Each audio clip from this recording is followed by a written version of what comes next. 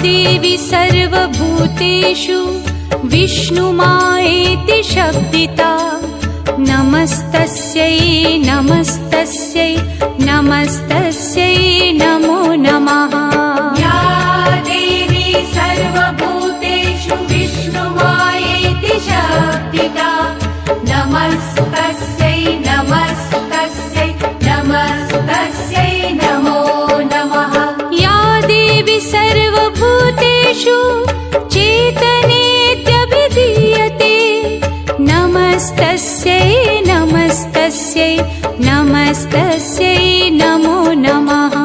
या देवी सर्वभूतेषु चेतनेत्यभिधीयते नमस्तस्यै नमस्तस्यै नमस्तस्यै नमो नमः।